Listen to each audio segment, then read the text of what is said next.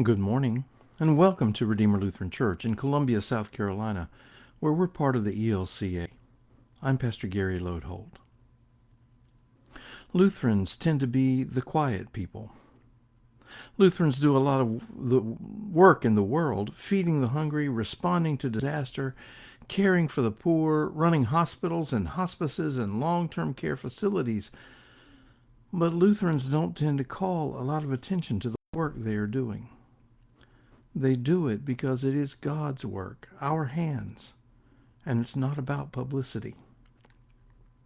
Every now and then, Lutheran will suddenly show up and get noticed, and as we continue looking at people the church remembers during September, we want to look at one of those today.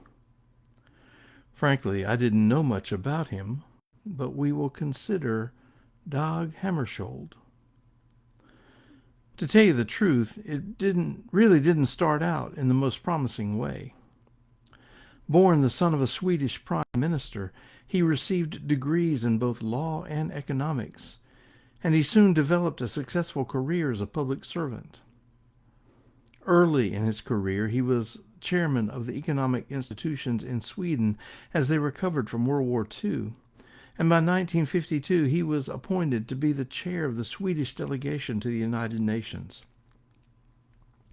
In November of 1952, the General Secretary of the United Nations resigned, and after that, there was a period where there was a lack of consensus on how the United Nations would move forward. The Security Council needed to make a recommendation for someone to serve as the General Secretary, but for lots of political reasons, no viable candidate was put forward who satisfied everyone. Finally, Hammarskjold was suggested. That took everyone by surprise. At the time, Hammarskjold's reputation was that of a brilliant economist, an unobtrusive technician, and an aristo-bureaucrat. In fact, when the United States State Department heard of the suggestion, they began scrambling around to try to find out who he was and what his qualifications were. They commissioned Henry Cabot Lodge to try to find out. In the end, because of the political situation at the time, Lodge voted in favor, telling the State Department that Hammarskjold may be as good as we can get. Hammarskjold was elected as General Secretary precisely because nobody expected much out of him. By the way, when the vote was taken, a reporter called Hammarskjold with the news. It happened to be April 1st, and Hammarskjold thought it was an April Fool's prank. Only after a third phone call did he believe the news. Here's what his letter accepting the nomination said. With strong feeling of personal insufficiency, I hesitate to accept the candidature, but I do not feel that I could refuse to assume the task imposed on me should the UN General Assembly follow the recommendation of the Security Council, by which I feel deeply honored.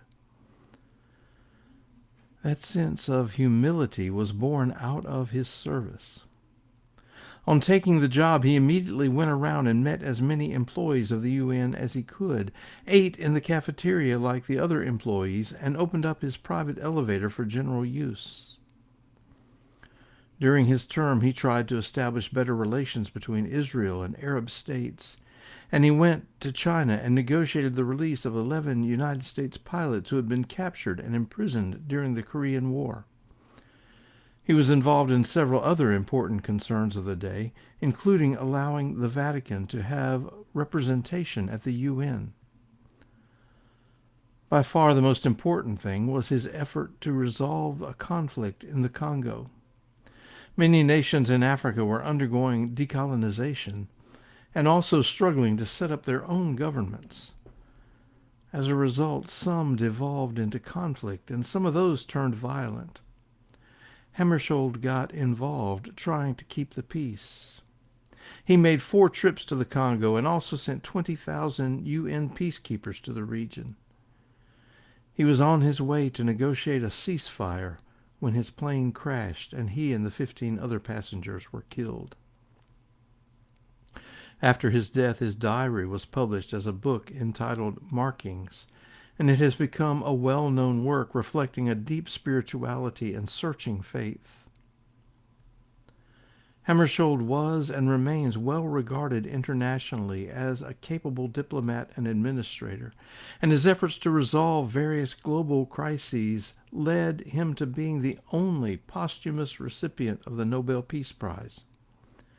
He is considered one of the two best UN Secretaries General, and his appointment has been hailed as one of the most notable successes for the organization. John F. Kennedy called Hammarskjold the greatest statesman of our century. I remember seeing a movie where an important line went something like, "It is precisely the people no one expects anything of who do the thing no one expects." Perhaps we might think of Hammarskjold this way: a mustard seed in God's hands. Thanks for watching, and remember to let this day belong to God.